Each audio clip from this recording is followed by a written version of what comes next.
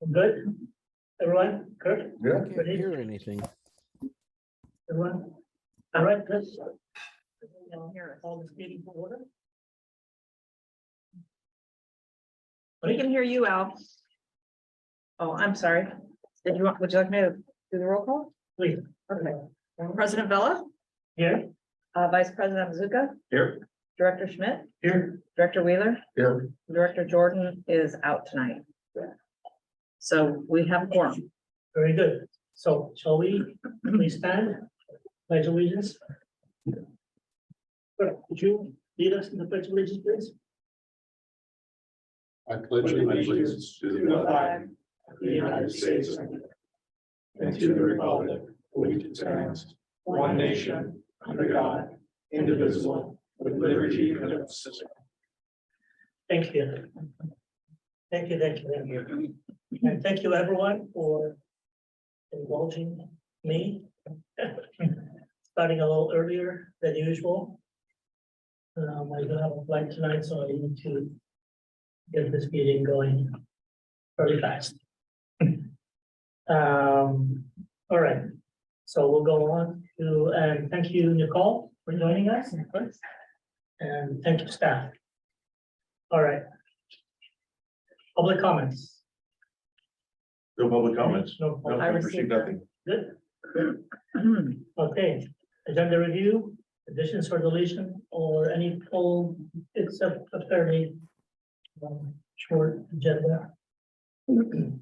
Hopefully we'll won't jinx it. Okay, so we'll go on to acknowledgement, none None. at this point. No, not this month.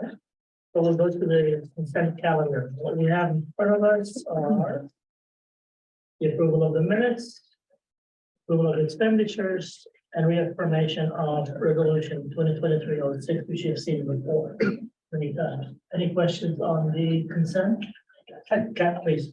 Yeah, Director Schmidt had a good comment on the minutes. He suggested adding after the part where we mentioned that Mr. Skidmore received a $100 gift card, but the $100 gift card was specifically for classroom supplies. Ah. Excellent. Very good. So we'll need to adjust the minute to reflect that. Perfect. That was a good comment. Any other comments? So with that correction, do I have a motion to approve the consent calendar? I'll move to approve. Second. So we have a motion by Vice President Zuka, second by Director Wheeler.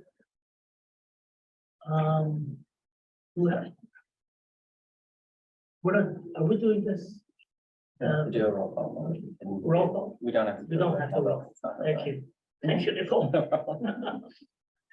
Very good. Okay, are those in favor, say aye. Aye. Opposed? All right, cool. Hearing an appeals, none. So we'll go to item 7, which is the 2016-2021 CIP and the 2016 COP. That will be, No business this month, but in July, we'll have the 6-month report from Dan Bergman, but nothing now. but there was no reason to do any updates for this month. Everything is kind of, okay, good. All right, moving right along. Good. Item 8. Which is consider resolution 2023-13. Operating and capital budgets. Right? Yeah, I'm gonna let Kat start, and I think Al's gonna join her. Yeah, so hopefully Al can hear us now, right? Are you? Can you hear us Can you now? hear us now, Al? Doesn't look like it. Look like it. Well, Is he on mute? No. Oh, he's on mute. Well, he was. No, he's live. I mean, his mute button's off. Maybe you could call him. yeah, well, let's see how this goes without him and we can see. Al? So I think Okay. he knows he can't hear us. yeah. hope he's figured that out by now. We're just exceptionally quiet. Okay, so the budget you have before you is very similar to what you saw last month. We did do a little tweaking and refining of numbers. And the net change was actually just a $2,000 reduction in the, deficit here. But they're really just refining of numbers, budget numbers. There is, one typo I want to point out in the staff report and then one in the resolution. In the staff report, outreach and education is increased by, it should be $113,000, not 133. And then similarly, there's one typo on the resolution, page 28 of the packet, where total operating revenues should be 15,190,000 rather than 196. But I guess, in interest of time, I think I'll just ask for questions rather than overlap. What's the new figure, 15? It's, 15,000,001, Oh, 1,900, 1,190. 190. 15,190,000. instead of 195. Yes, Yeah. 196, yeah. Sixes and zeros around, Yes. All right.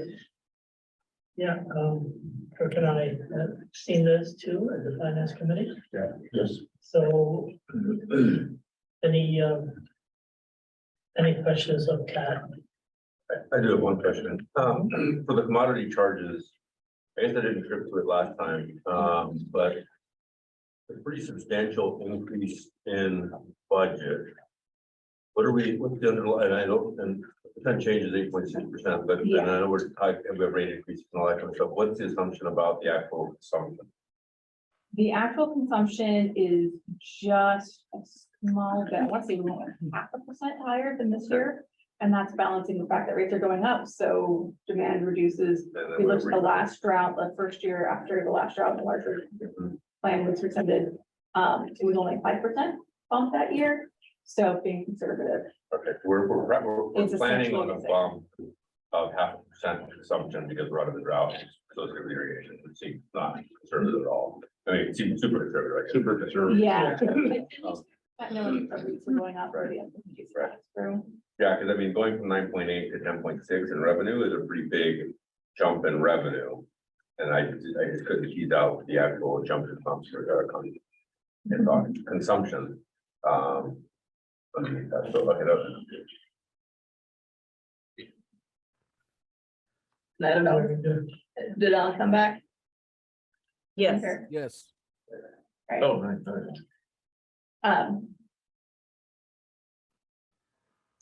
I don't know if Al wanted, I guess you didn't hear what we said to add anything, but I've been on for about 30 seconds. Sorry, the audio wasn't working. I had to get out and rejoin. Now it works fine.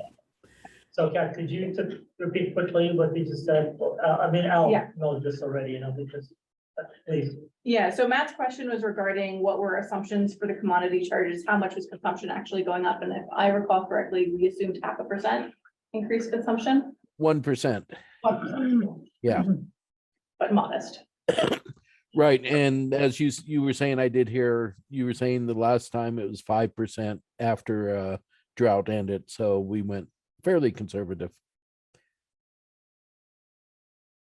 Yeah, I mean, that makes sense to me that we are planning for something, but limiting the last rebound and all that kind of stuff.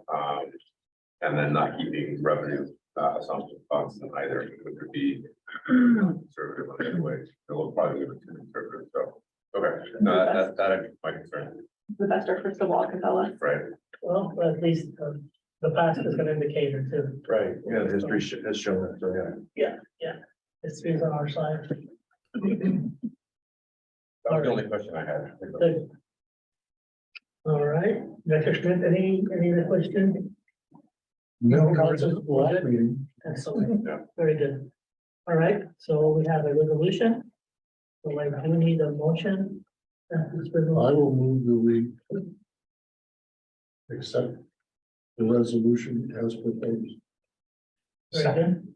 Okay. So we have a motion by Director Wheeler and a second by Director Schmidt.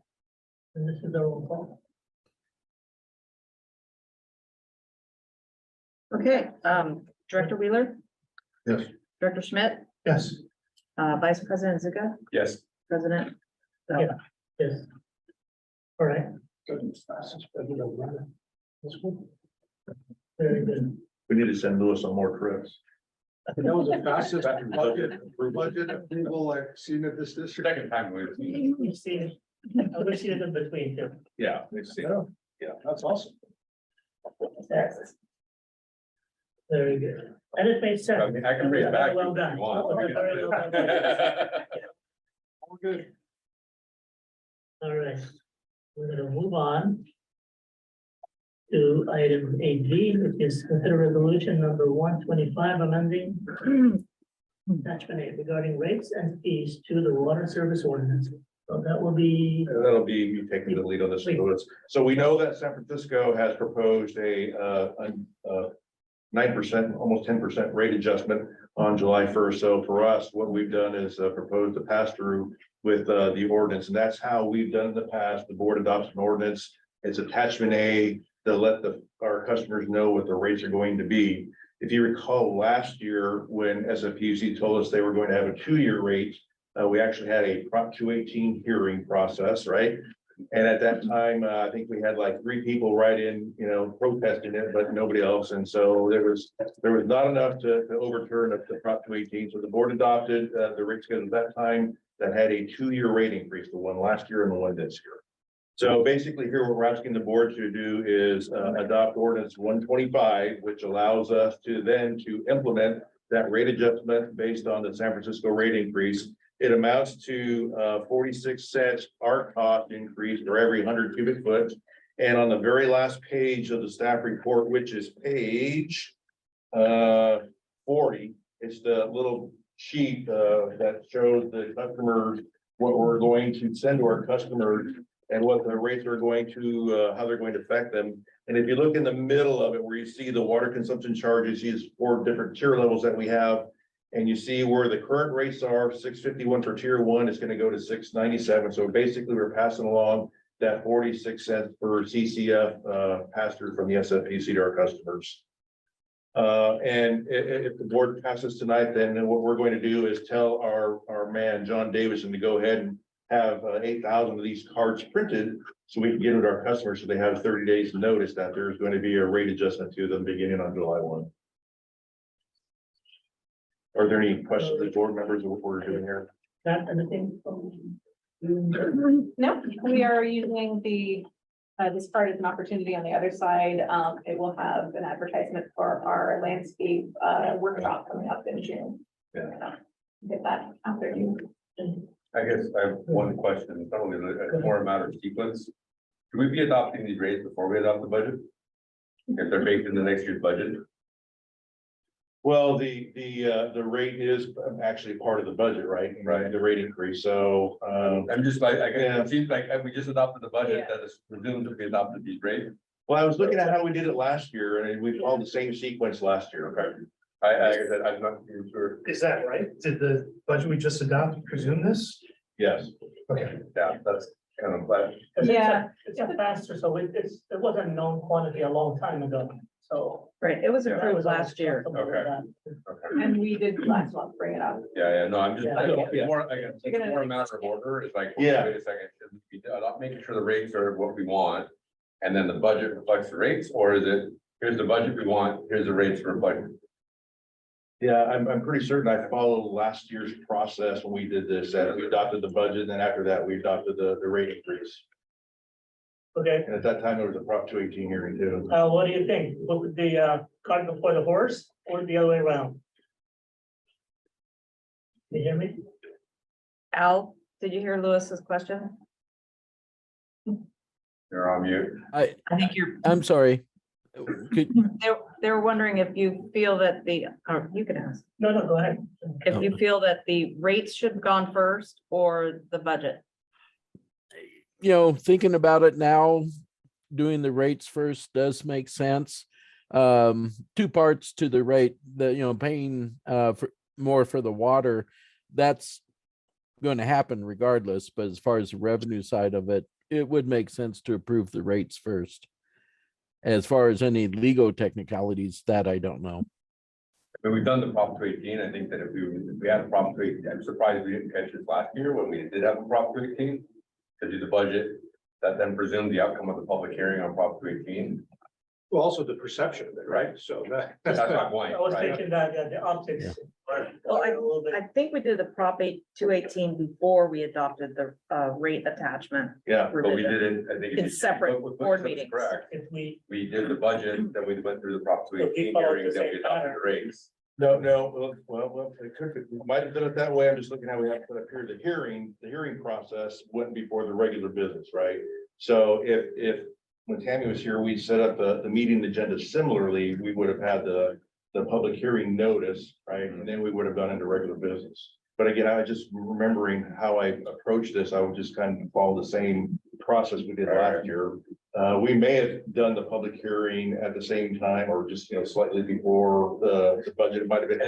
I mean, I'm not knocking it. I meant it probably it escaped all of us, whatever. We didn't Yeah, do it right yeah. last time, but it escaped all of us then. It's more like, okay, we're having the conversation.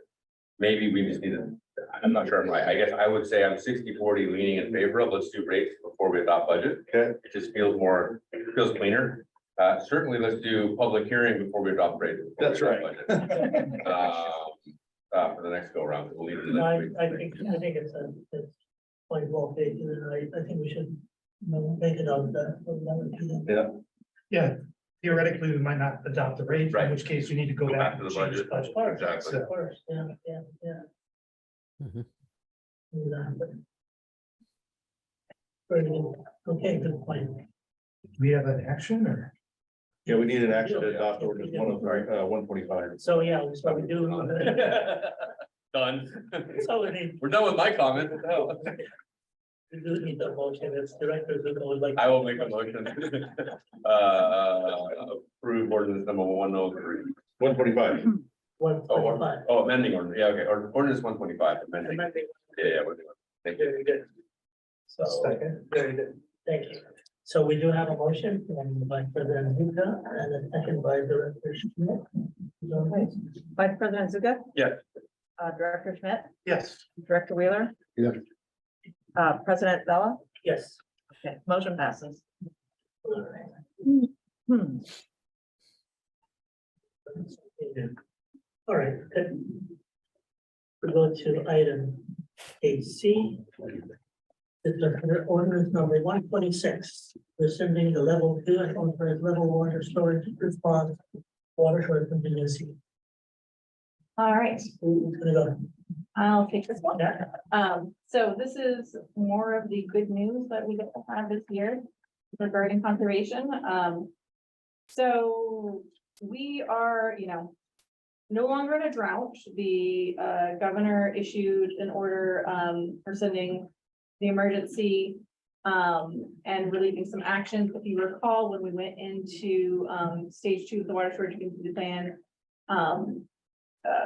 last year, 2021, it was following the State Water Board's requirement that everyone not go into level 2, but implement all actions associated with level 2. That emergency order or emergency regulation is going to expire June 10th. And so the way this resolution is written, we would go from level 2 to level 1 upon expiration of that, whether it expires or if it's rescinded sooner, which seems unlikely. This is the, in June. Yeah, Yeah, okay. yeah, so we should not go into level 1 or 0 before that. And we are recommending going into level 1, because that's been the district's practice. It reflects the value of water that we need to conserve given our climate. And so this is just following that practice. Yeah, absolutely. Even though we are in the situation that we are with precipitation and the snowpack and all that, we should not let our guard down regardless.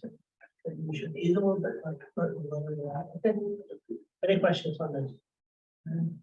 Kirk, anything? I do have one thought, it's not really a question, but I want to toss it out there for the board to consider, which is we are then dropping our required water demand offset, which the development pays when they come in as a method of buying into the water supply asset that we have.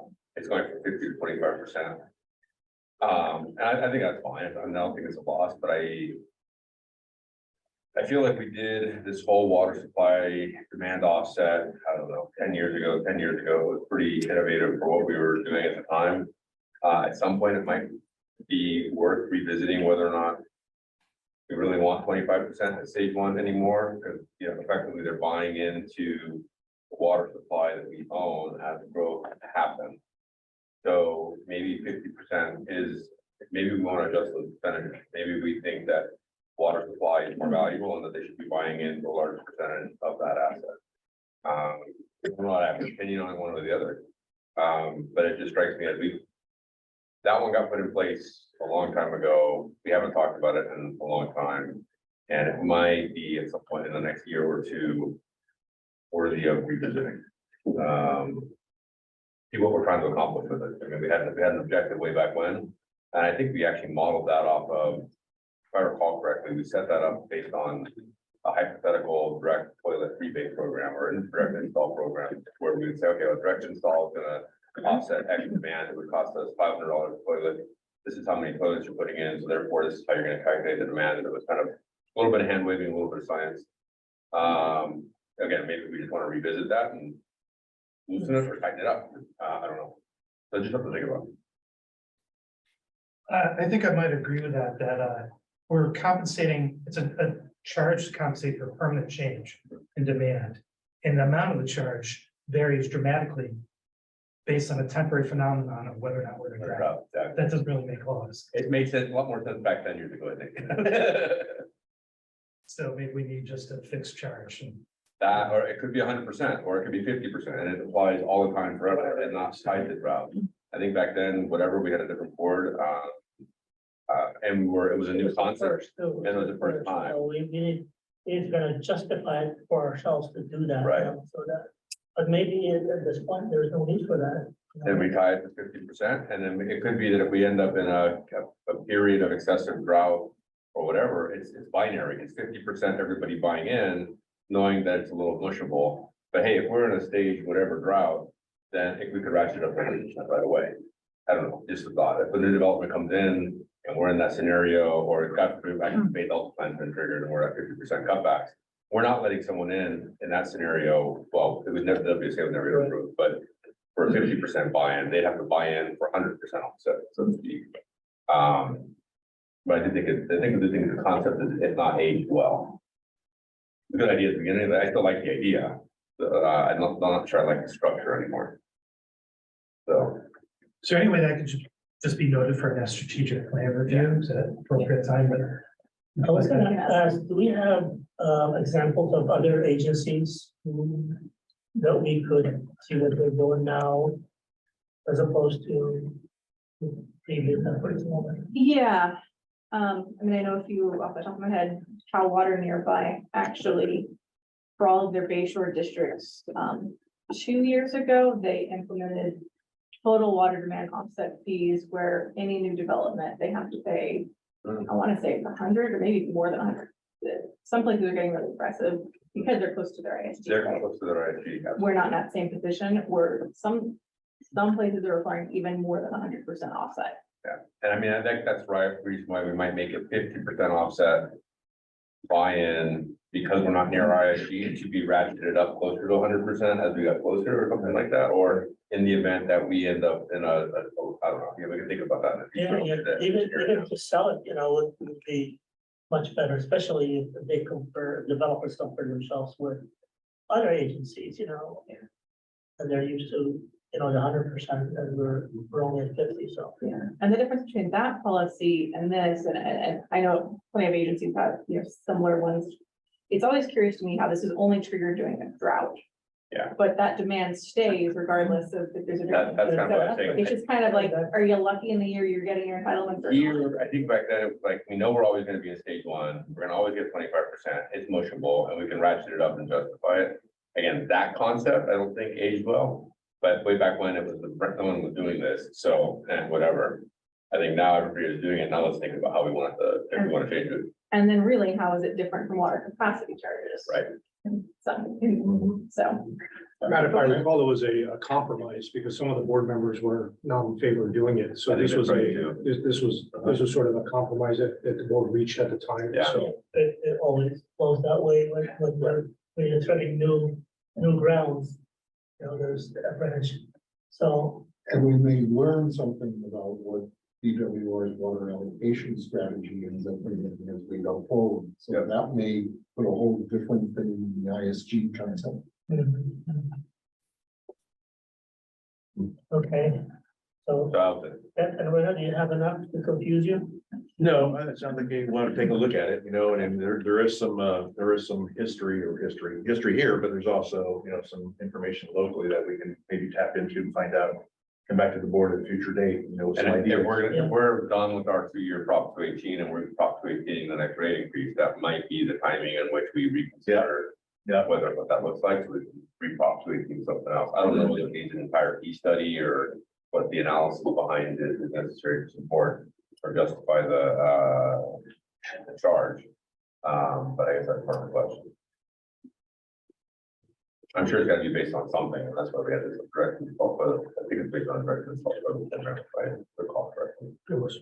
At the very least, the stages should probably align with their current. At the very least, if we do that, yeah, exactly. Exactly, yeah. Okay, now, I guess we need a motion. Yes. Okay, I'll move. Unless there's any other comments? All right. Go ahead. I'll move to approve ordinance 126. Second, All right, thank you. Have a motion, a second. Vice President Zuka, Wheeler? sorry, my bad. Yes. Director Wheeler. Yeah. Director Schmidt, Yes. President Bella. Yes. It's like a mental jigsaw puzzle, isn't it? Match Yes. title with name. Did you see my eyes? I Yeah. was like, oh, boy. You're like twitching almost over there. Who said what first? That was hard.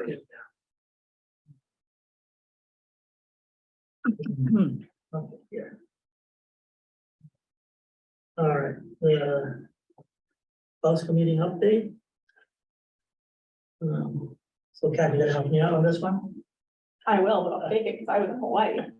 You're gonna take it really, really well. So this time for the BOSCA, as you probably, you know, I'm the vice president of the board policy committee. So at this last meeting, the chair of the board policy committee did not make it, so I was the one who gave the report. And what I'm gonna do is I'm just gonna write the report that I gave to BOSCA so that you'll have it from the horse's mouth. Oh, sorry. And it's not the Kentucky horse, okay? Man of war. All right, so, so the discussion regarding the 4 key items, 3 of which were on the agenda. And the meeting summary notes provided accurate information about the detailed discussion on each of these items. The first was to consider the proposed modification to BOSCA's investment policy.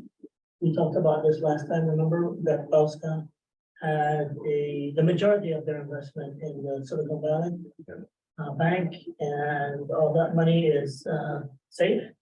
And they're strategizing as to where they're gonna put it, you know, that for the different banks. And to ensure the safety of the agency, bank deposits of over 250,000, which is the insurable amount. It has recommended board approval, and that was approved. And then second, consideration, the proposal of the fiscal year 2023-24 work plan and the results to be achieved and the operating budget, and has recommended board approval. This, we will see it again at the next meeting for approval. And the third was discuss the strategy 2045. We had, I think, 2025, and now we jump to 2045.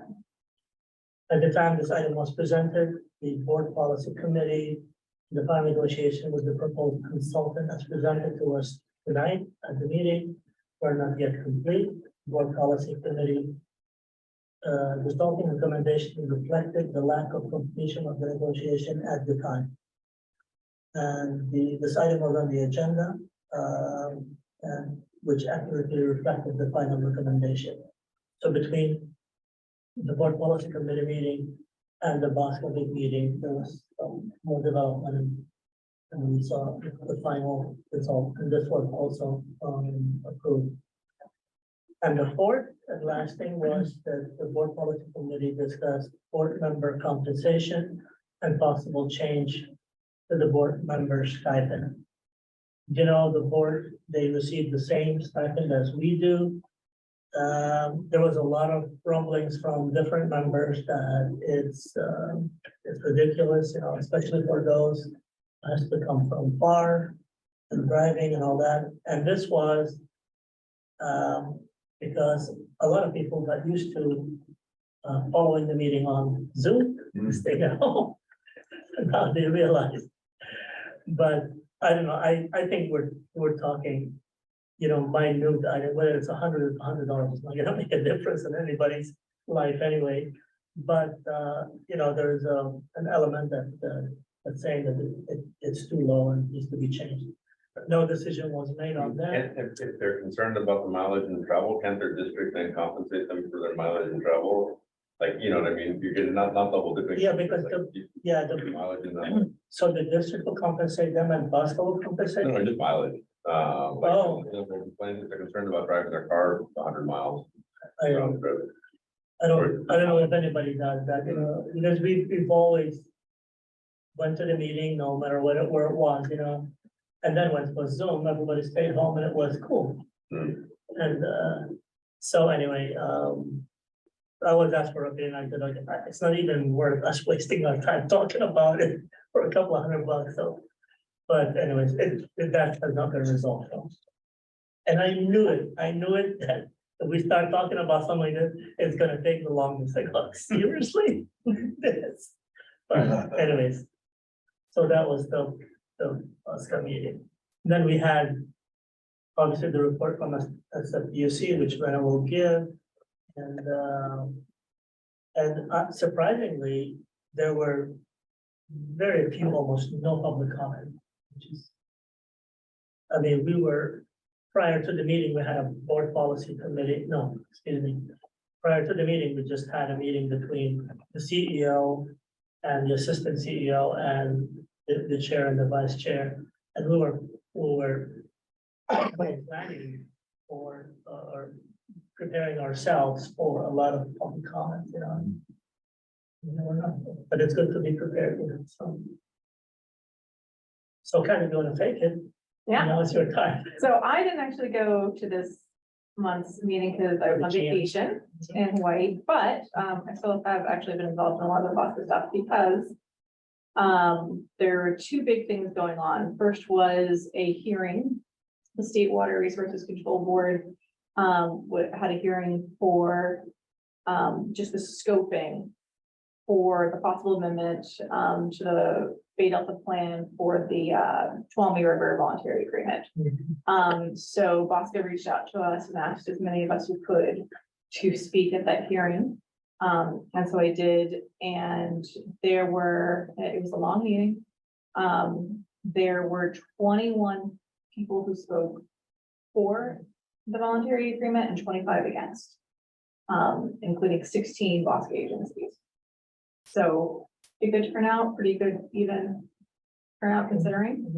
And I think that's probably why no one was speaking at the Bosco meeting. They were too busy getting ready for this one. Yeah.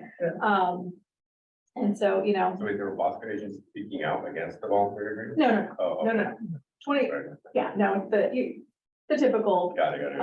folks who Oh, yeah. speak out against it were involved. And yeah, 16 separate agencies spoke for. Got it. Were also the Bethesda were also Yeah. in favor of her law? Yeah, those were the Those are not paid. Bosco agencies. Yeah, but they're huge, yeah. Yeah, they definitely spoke. Mhm. So that was good. And then subsequent to that, Bosco reached out and asked us to contact our legislators regarding 3 bills, AB 460, AB 1327, and SB 389.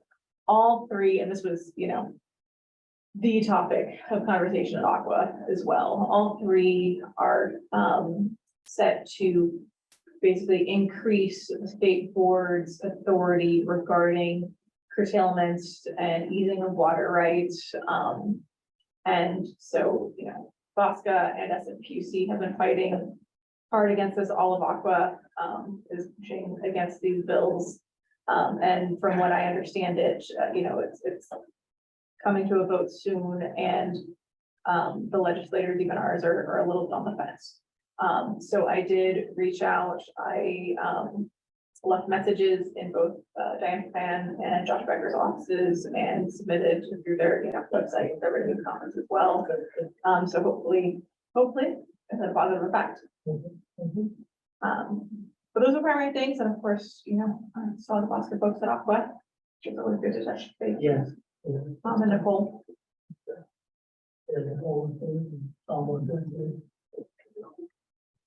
Very good. All right. Well, that was good. The fly. All right.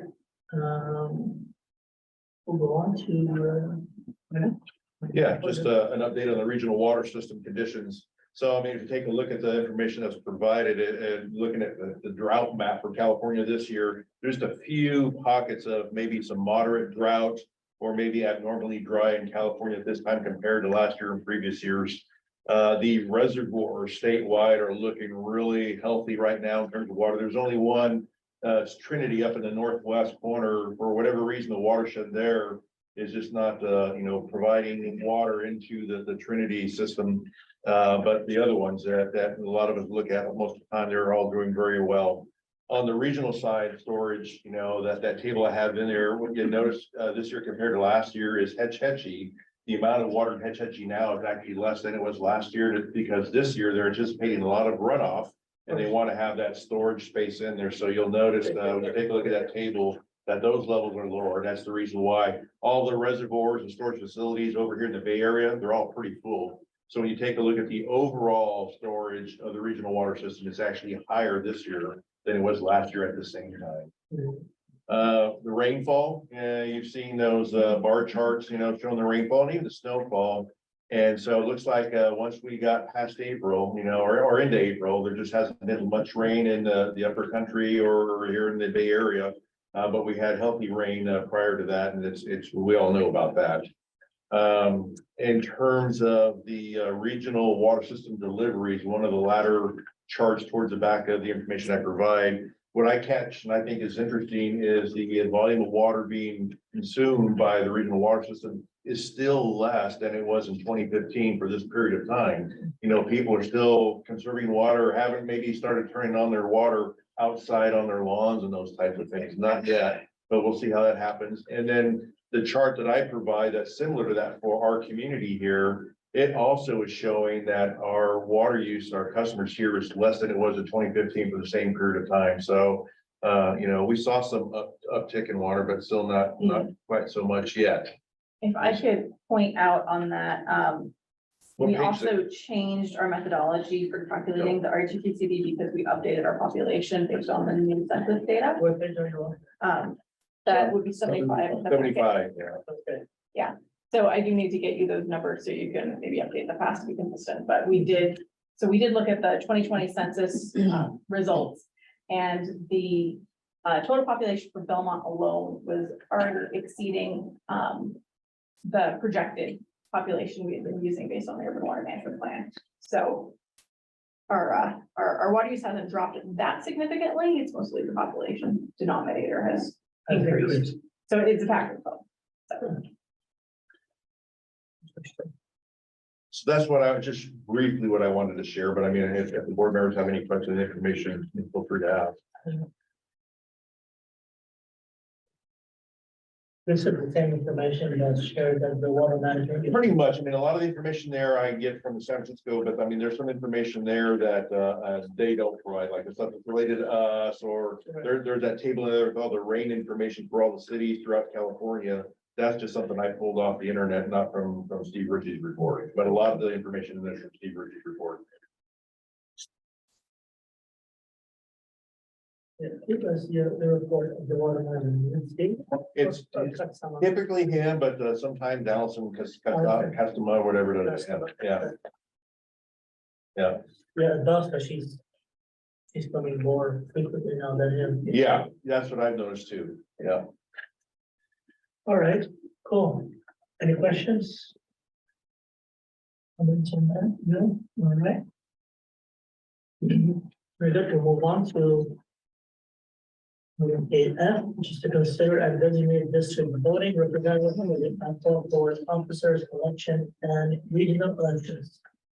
2024-25 term.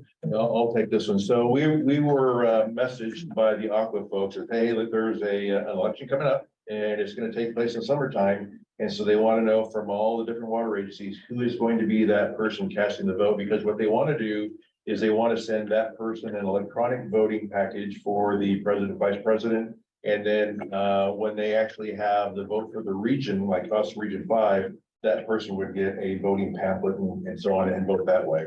So that information needs to be provided to Aqua by the 16th of June. We won't meet by then, so, bring it to you guys tonight to see if you want to change that.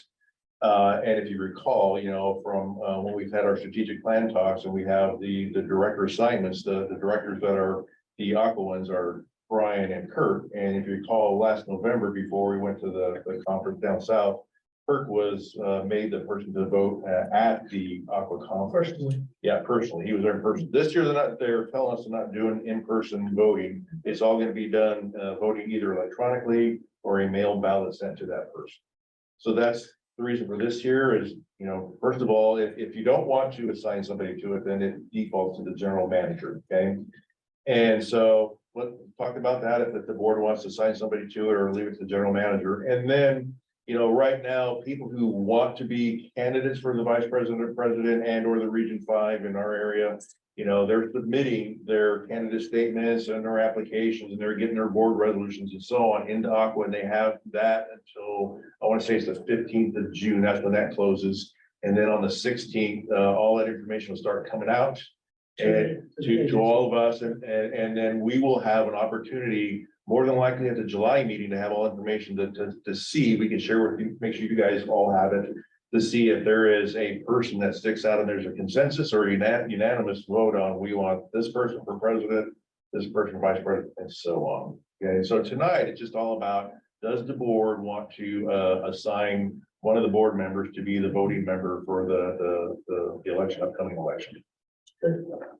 All right, so Brian or Kurt, anybody would like to volunteer for that? I don't really care. Because he doesn't even know. Yeah, It's our second year. and I think the board can direct how the vote is going to go. Yeah, Yes. yeah, So, so we'll do that probably in July, you'll have the information, you can do that. so I. But there has to be a person. There has to be a person that we have to send it to Aqua by the Actually cast the 16th vote. of June. Yeah. Might be easiest for it to be run. I was gonna say the same thing. I mean, why does it have to be at this point, the board? Why don't we just, since it's gonna be. Okay, so if we don't do anything tonight, then basically Aqua is gonna say they'll send the information to you, yeah. Okay. And that's fine, and then we can talk about it, and you can give me Kurt, direction. Yeah. Or you- Yeah, I think. I mean, unless you really want to. And there was- Let's not take anything away from you. Yeah, no.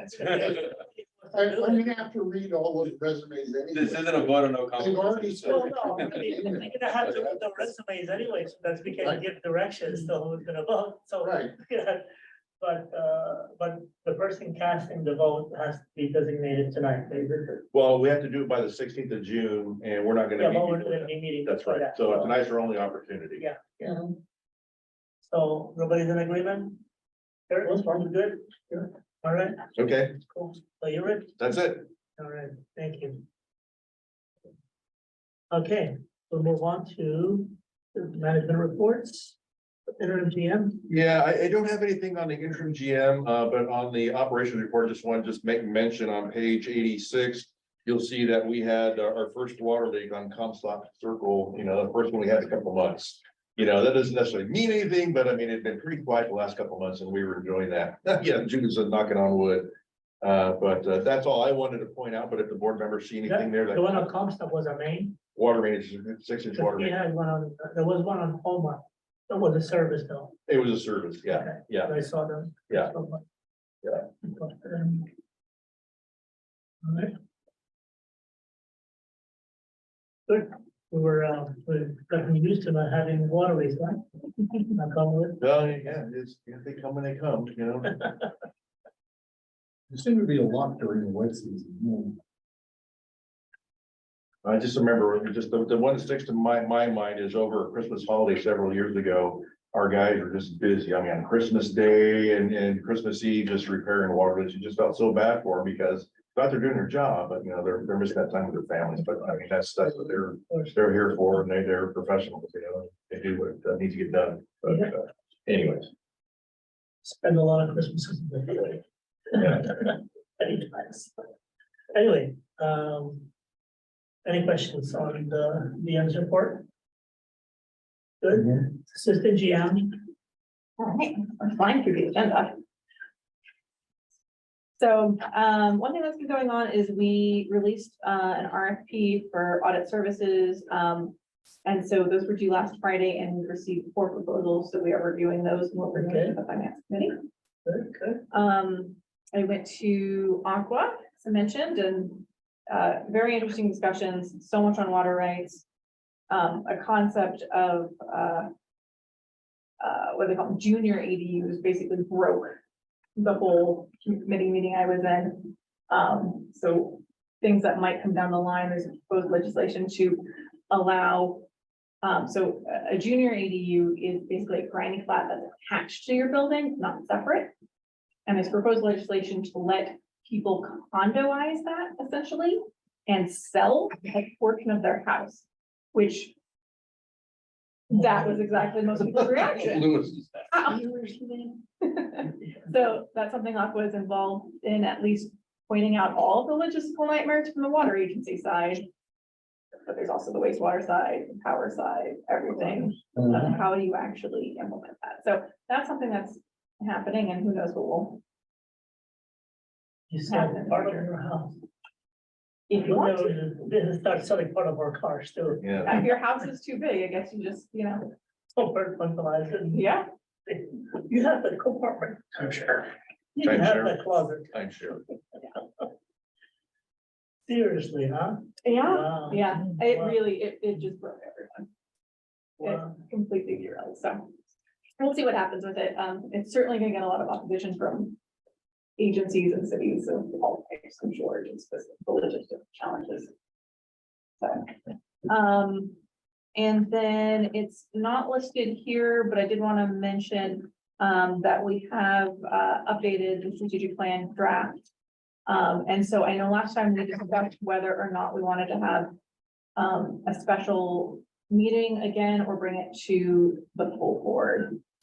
So I don't know if it's not agendized, we can have that discussion of what kind of meeting we want to have, or if we should reach out individually on scheduling that. Yeah. I don't know how the board feels about, you want to have another planning session like we did with Julie Brown, or do we just want to bring it, agendize it at the next board meeting to talk about it? Probably bring it on the next meeting and deal with their own stuff without the kind of someone. Very good, yeah. I'm trying to remember what the comments were, what we wanted staff to come back and add as to how controversial they might be. Wanted the plan to emote more. Ah, I believe was Matt. Oh. Jesus, no, don't put it off.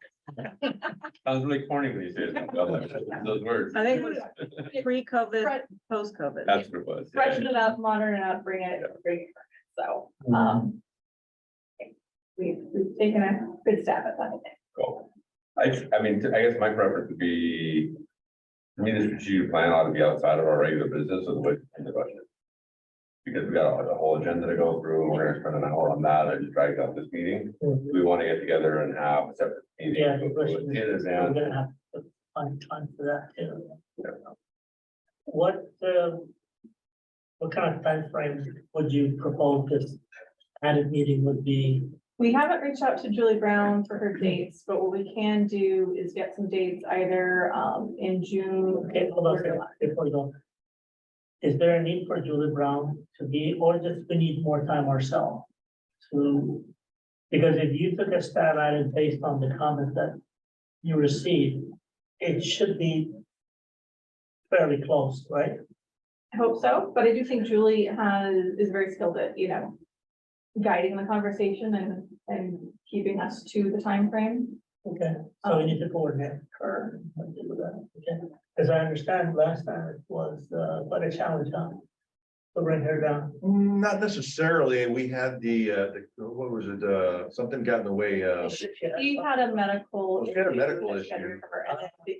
And then it was also the Weather.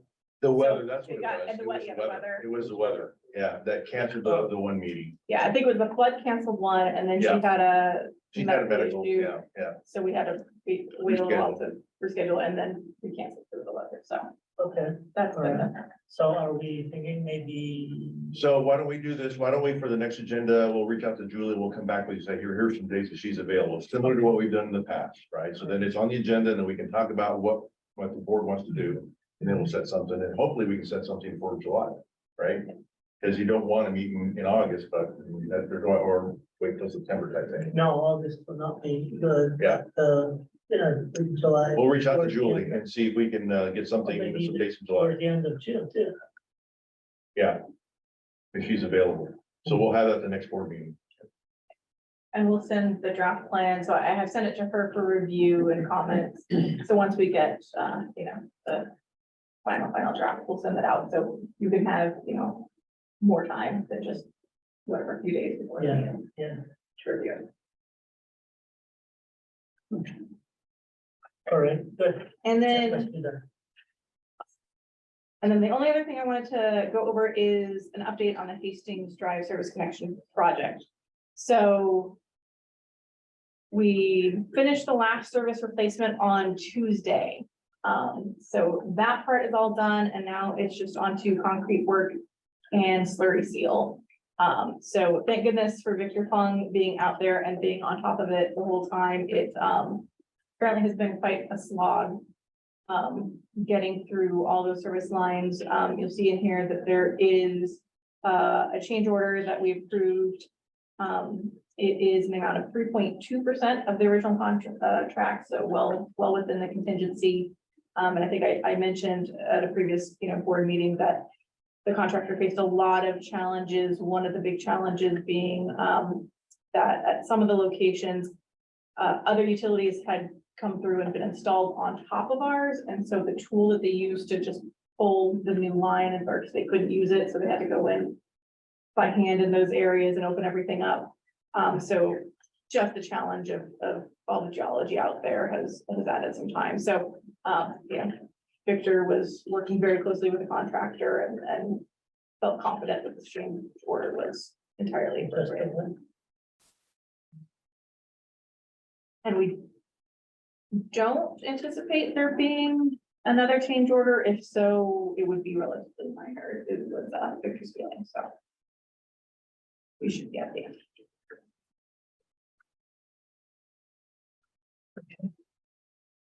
Good. Any questions? Very good, Ken. Thank you so much. So you guys will get back to us with some proposed dates, right? For that. All right. Good. Monique, admin services? The only thing I wanted to highlight is that we have been having meetings with staff about meter replacements, and it has led to conversations about the age of some of our registers and transmitters, which are starting to age out due to the battery life being expected to be about 10 years. So we're going to be able to, the good news is we can include it in the rate study.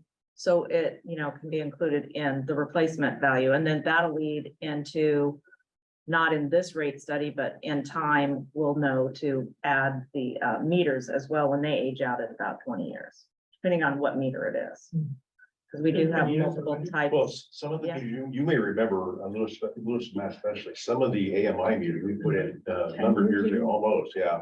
And it was back in about 2019 is when we really went out there and it just finished the job. Correct. So there was probably a good you know, maybe 1,000 to 1,500 or more meters that we put in originally that were AMI. So those are the ones that are aging out. I love how we're having a conversation about infrastructure aging out when I was on the board when we put it in.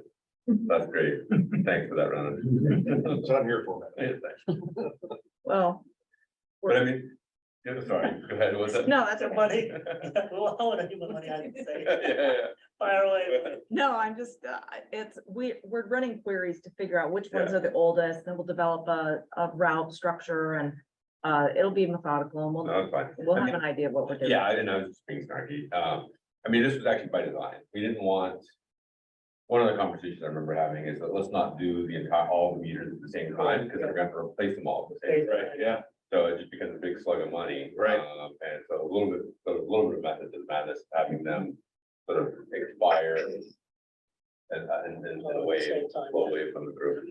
And that's the approach that these folks have been taking is, you know, maybe we're gonna end up, you know, dividing the system up into maybe 10 different pieces, right? So we're replacing 10% at a time or over a 10-year period type thing, so we can try and manage the cost, because eventually they're gonna age out.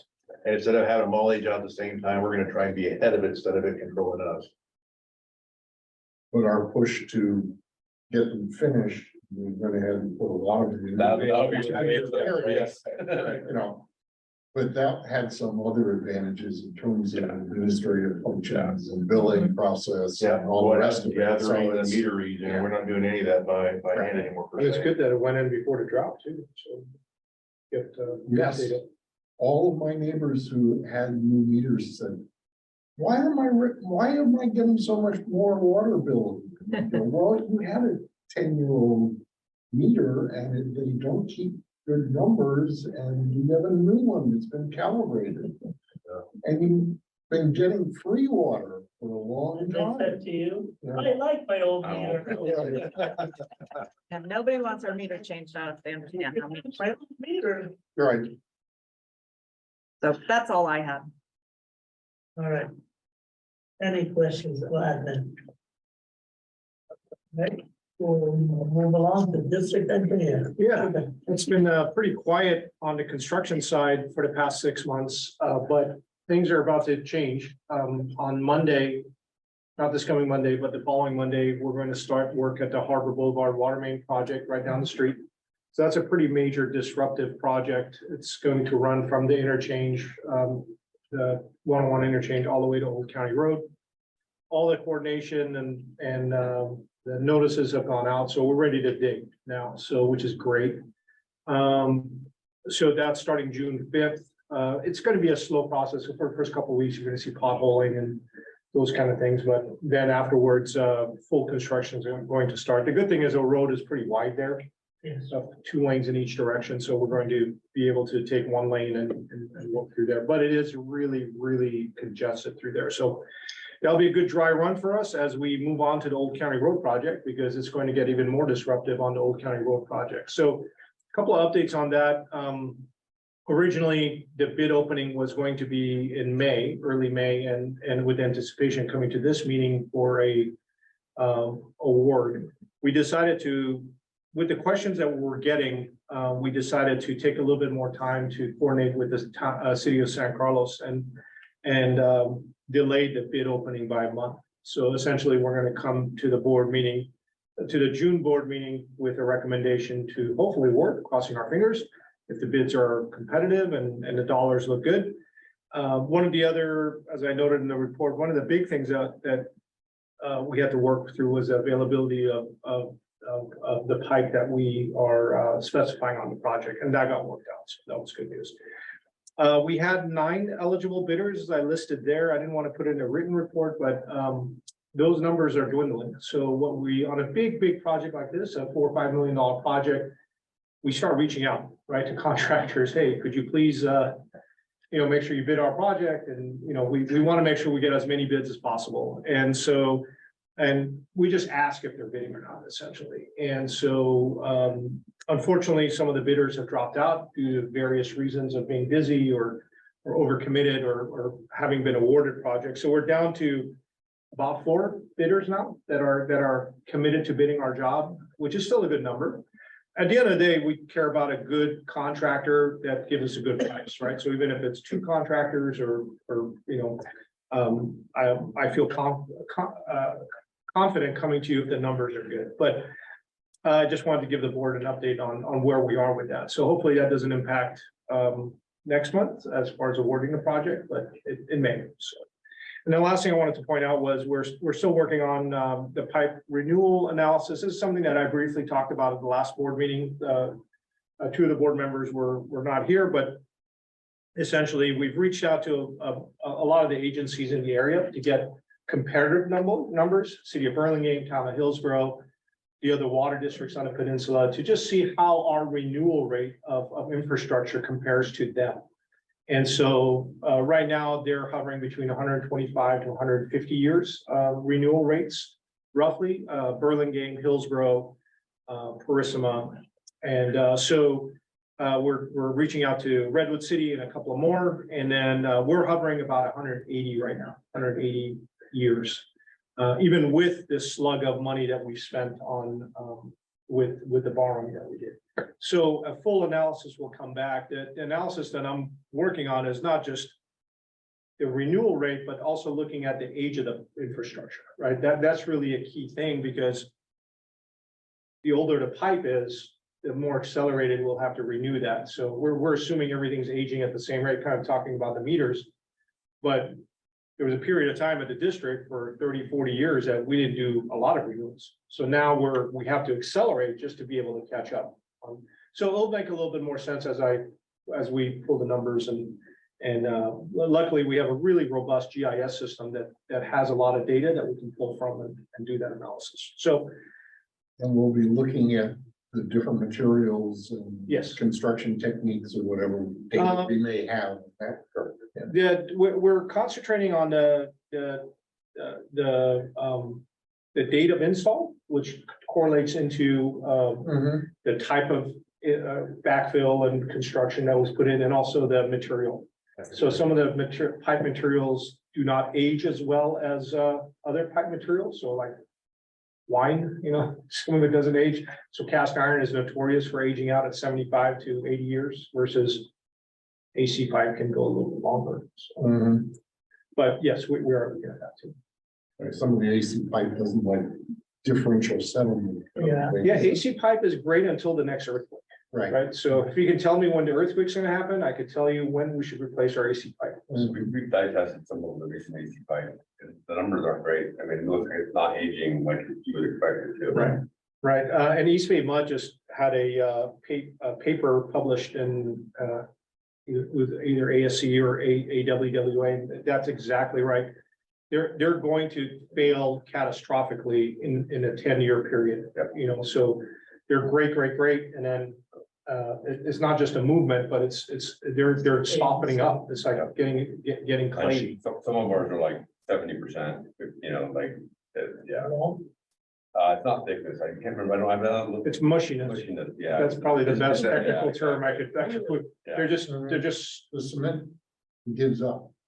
yeah, it's just turning into mush. And when this infrastructure went in, it wasn't designed to last, because we were in such a huge cycle in the United States of infrastructure with the freeways and so forth. We're thinking, oh, great, in 50 years, we're going to be replacing this stuff and no problem. And here we are trying to extend the life of it. So it's a good analysis to do. Last time we did this was in 2016 with the district. So it's a good time to look at it, especially since we just spent a bunch of money with the COP. And now we're looking at what to do next, right? And do we do another COP? Funding sources are where it comes into place. So, and that's just for pipe, right? Not looking at tanks or pump stations. So the wall of the pipe actually softens. Yeah. So any leak is going to be just catastrophic. It's just gonna blow. And We're not gonna have like a crack like we have in the metal pipe, No, it won't be corrosion. You can clamp it or, but with AC pipe, I don't know, but basically the experience that we're seeing with the other really big districts, and the biggest one here, East Bay Mud, that has a lot of AC pipe, is that they have to go back quite a ways to be able to catch. It's not a clamp. right? We It's, dropped it, we cut it, we dropped it in the section of HDPE, and then we put in a clamp to hold that together, right. but we're not clamping the AC pipe. And then the horrible part, well, there's a lot of horrible parts, but the other part is that working on AC, that's why we don't say the actual name. We always say AC, because it becomes problematic just working on the pipe, cutting it and disposing of it and so forth. So there's regulations for that, and you gotta bag it and send it to a special landfill. And so it gets back to really understanding our infrastructure, right? And really understanding where we are with our infrastructure and where we're headed. And so we want to make sure that we provide the board with the data and you could do with it as you please.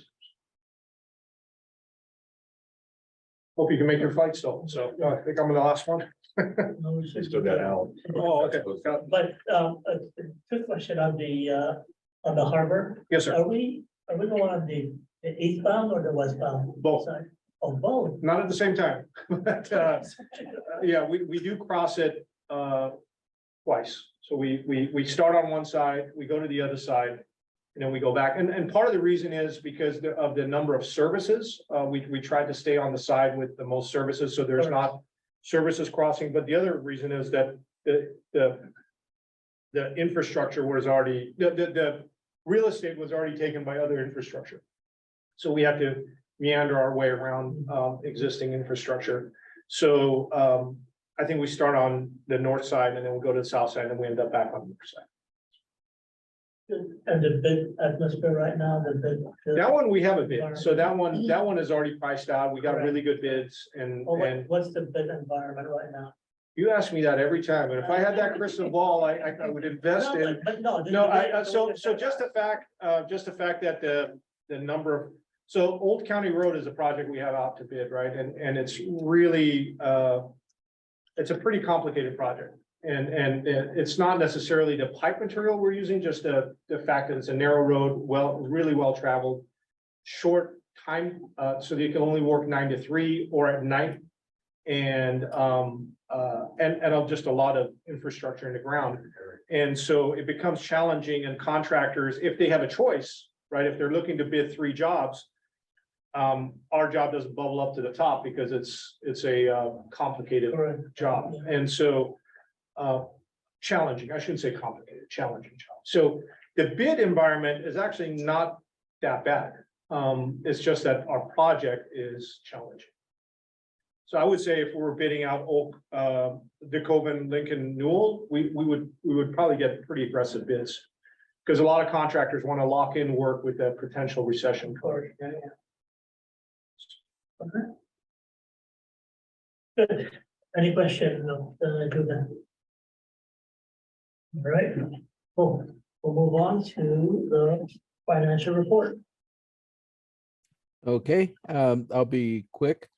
I put in a conversation about the target percentage based on the conversation from the last board of directors meeting, which had to do with water commodity charges. But I believe as Director Schmidt asked, well, what would be the right target percentage? And I gave him a short answer that I wanted to expand on and give him the reason why there is no one target percentage that works for all the accounts.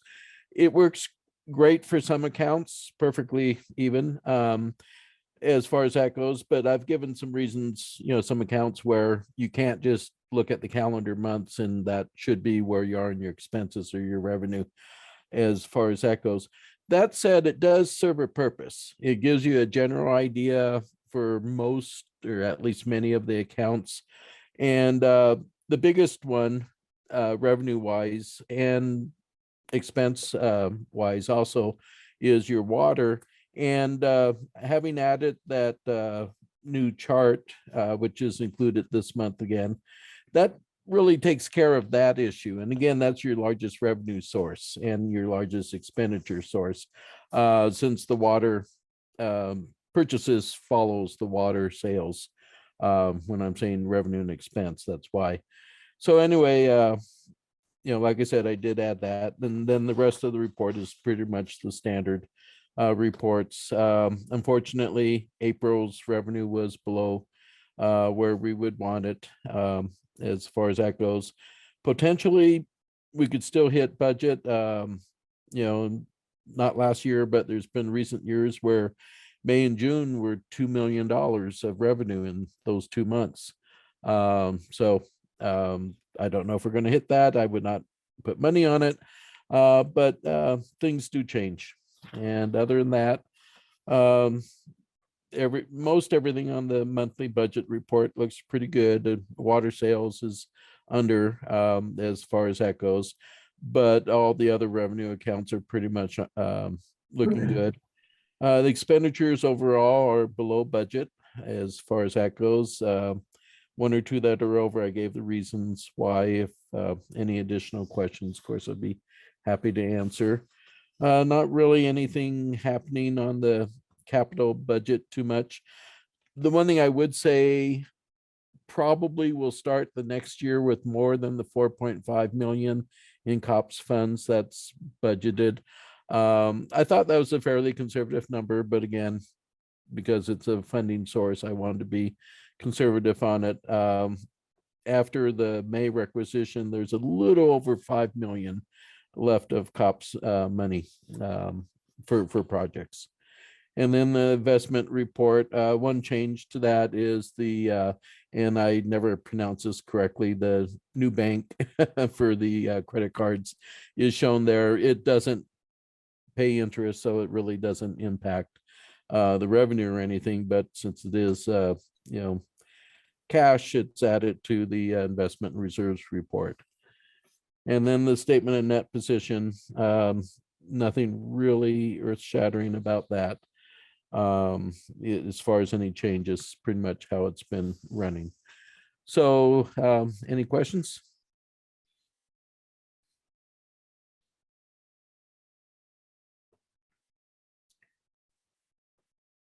No, that's good, thanks. Did you good? All right, good. Thank you all. Oh, you're welcome. Anything from the board? Anything? President, I'm so sorry. I forgot to mention under my report that at the June board meeting, we're gonna have contracts for not just a contractor for OCR, Old County Road, but for the construction management firm and then the design firm and a small task order for us. So we're holding all that together until we come with the construction bid documents. I forgot to mention that. So it won't be one contract, it'll be several if the project moves forward. Thank you.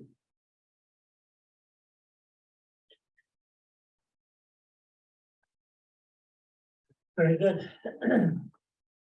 Anything else for Al? Al, thank you very much. You're welcome. And we'll see you at the finance committee meeting. When is that? I'm sorry. We haven't established it, but I'm sure it's gonna come. Okay. That's the next time Well, I'll see you. Like, I'm coming up the first full week of June, so I may be there in person depending on when it is. okay, well, usually we have that on, It's the week of June 12th, so it's probably like the Okay. 13th, 14th of June. yeah. and Okay. We usually have that virtual, or we're gonna do it virtual. We might be able to do it in person in there. We're waiting for this stuff to get completed and hopefully it'll be done by then. All right, so, It's a public meeting. yeah, stand by. Very good. Okay. All right, thank you, Al. You're welcome. Thank you. All right, good. Anything else from the directors, Dr. Wheeler, anything? HIA? Well, I went to HIA and we had a finance committee in April and again in May, although I missed the May. I missed the April board. Yeah. What was it, the HIA, you know, The last HIA, the speaker? it was, The consultant working for the yeah, the city. consultants working for Belmont on their harbor strategic Yeah, plan, the specific plan. specific plan. Good City is the name of the consultant team. Yeah, good city. And their report was basically what they told us before, what they were doing and so on. So they're still doing their reach out portion of it. And they're still talking about having a project proposal as far as plan elements to talk about during the summer. And essentially do DIR for about a year from now. That's their story. Yeah. All right, very good. Director Schmidt, anything? Could report out on Aqua, or I could just wait till next month. Report on that? Yeah. Okay, Matt, you wanna go on just pull up my note? Oh, sure. Have a report. It's a lot. Sorry. That was bad strategy on your part, is all I'm gonna say. I'm taking a breath. It wouldn't have been as funny. It wouldn't have been as funny. Yeah, I was trying to decide what to report out on. A lot of stuff happened, and I want to thank Kat for chauffeuring me around and helping me find stuff. And it was interesting seeing people remember me from years ago when I used to go to every 6 months. One thought about it was whether it's worth the money to send us directors down, and I think it's definitely worth Kat or the GM to go. I think I'm an occasional every once in a while for me or another director to go every get some experience. Good. I don't think we should go every time. But definitely a lot of good educational stuff. Some interesting things. I'll start with a controversial one. Some of the environmental stuff. I felt like here's Aqua being dinosaurs again. Like let's take AB 460 that we were just talking about. When they first brought it up, it was like this was to give water board authority over public trust and over protecting downstream habitats below diversions. I was like, that sounds great to me. And then they said Aqua opposes it. Okay. And then there was another bill that was to make it illegal to use potable water on non-functional turf. So make it a legal thing. Aqua also opposed that because it included multifamily housing as someplace. And I'm oversimplifying, and there were some things like they were gonna do with that first bill, AB 460, where they're gonna speed up the judicial process. And the legislator said, no, we want the water board to do it. My sense is that the judicial process is not a good way to handle water issues. And we just need to give more authority to the water board. But that might be antithetical to our own interest in having really strong water rights. Or once we work through. But anyway, something to think about. Other things that were interesting, they are starting to use foggers on the vines in Napa. That's how bad the heat is getting up there. These are like misters. Yeah, the heat is killing the vines. Huh? Climate change. Let's see, there's a new PFAS rule coming from, I can't remember if it's EPA or if that's. Yeah. Okay, yeah, water districts are trying to run away from it. Can't accept it, of course. There's a probationary, a lot of this is groundwater. I think it's gonna be the groundwater show for many years to come, which is relevant to us. There's a bunch of groundwater basins that are in trouble. So it's kind of good from my perspective. Well, here's another thing that's interesting. Some groundwater wells went dry over this winter. So that's an indication that weird stuff happens in groundwater. My guess is it's sloshing around. They ran out. Well, it's not surface water. It's raining on the surface. Yeah. Some of the aquifers that we draw from are so deep and ancient that it takes decades to recharge. And so, if you're still pumping those and still drawing down your shallow aquifer at the same time, that's not option, right? Yeah. The site's reservoir, up to a third of the water storage could be for environmental uses. Which I thought was pretty interesting. I think they don't have the means to fund that water. Yeah, that's what it sounds like, but they're setting aside. New recycled water regulations that's coming out this year. I think it's potable use. A potential water bond and a potential natural resources bond. Two separate homes. On the recycled water, I mean, that is obviously the whole program that we're investing in with San Francisco is IPR, which is to get it indirectly up into the reservoirs. But these regulations are like pump it directly into the pipe and it's direct potable use. So, I think when these regulations come out, it'll be really interesting to see where they go. Like we're looking in Palo Alto, we're looking at buying about an MGD for Valley Water and potentially using it for DPR. So, in just anticipation of these regulations. Yeah, it might be more efficient than running around in spots. And just so you know, the Pure Water project we're involved in is also looking at Yeah, they're DPR looking at as a DPR too. Okay. scenario, yeah. I knew IPR was sort of the primary, but I don't know. So the governor's office got some type of emergency flood augmentation to groundwater. They got in 140,000 acre feet over this winter, which I describe as somewhere between more than nothing and not very much. Yeah. So I think somebody else said what we really need is a new 7 million acre feet of storage. I think they're thinking groundwater storage, not just anywhere. I don't know, I took a bunch of notes. I could circulate that on there, particularly relevant to folks. Colorado's integrated surface and groundwater rights. Somebody kind of finally figured that out. So how about that? And Idaho has designated water law judges. Do litigation on water, these judges actually know what they're doing. That makes a lot of sense. Right, no, I agree.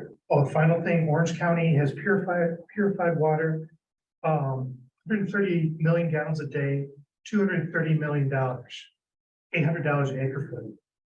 Those numbers sound a lot better than what I think we're hearing for us. Yeah, but I think Orange County, so they've been doing it for decades. Yeah. They've been doing IPR and groundwater for decades. They've also been injecting ibuprofen and PFAS and all these compounds into the groundwater for decades because they didn't have treatment. So they're just doing sand filtration. They're not, I think, they were in the beginning for sure. I don't know what their level of treatment is. They are doing, I know they are doing RO. I've been to their Okay, plant. okay. I don't know if they've upgraded. I know before it wasn't, back when they kicked it off, 20 years ago. And they did say they're getting a lot of subsidies and grants. Like Yeah, and so they also probably have a lot, so I would question those numbers because they would have the benefit of a lot of sunk costs, would be my guess. Because they've been doing it for a long time. Yeah, I don't know how it's going. They were literally like one of the first agencies in California to do it with groundwater, so. I like that we're looking at SPREP. I am concerned about the costs. Yeah. Yeah, that's it. I don't know, I mean, I hear you on Aqua. You know, I think that it's $3,000 to $5,000. Maybe per board member or whatever, round numbers, it's on down. Given how complex this industry is to me, I think it's worth the money. And maybe not twice a year. I don't have time to do it on twice a year. I'm in the damn industry, you know, and that's just time. But I also sort of grew up most of this, get information on my day job on the topic. So I don't know. I kind of think that if there's an interest, I kind of would support all of us going as many times. We used to do all of them. When I first joined, everybody went twice a year. Yeah. There are other comparable smaller districts and they're going. Yeah. No, I think it's well. Not only that, and now that I heard this before, I think that next time I would have placed it as an agenda item. Discussion or anything. There's a lot of good stuff that you brought back. Were you suggesting we not go or that we should be going more? I actually felt like the level we're going, I know Kirk's gone a couple times. I think it's probably fine. Yeah. I don't know, maybe I'm being too penny wise, kind of foolish and say. Yeah. I think right now the level we're going is fine. You also get a chance to talk with other board members who Yeah. have different viewpoints and Yeah. different issues. And you get an appreciation for what some of the other districts do. Yeah. Okay, they have a completely different management, they have a completely different product, they have a completely different approach on everything. But it gives you an appreciation for what's happening in other parts of the state that you don't necessarily get otherwise. And I think you learn when we go down, just based on the agenda of what's being talked about. Right. What the rest of the state's paying attention to, and that's relevant. I mean, Yes. just knowing that is a big deal, so. Good, all right, thank you. All right, communications? I don't have anything to share with the board. None? Okay. Oh, that's it. That's all the agenda. We'll go to closed session. We should be good to go. Okay. We're Back in open Okay, session. so back in open session. The board is back in open session at 8:12 and there's no reportable action for closed session. 8:12, okay. That might be the session.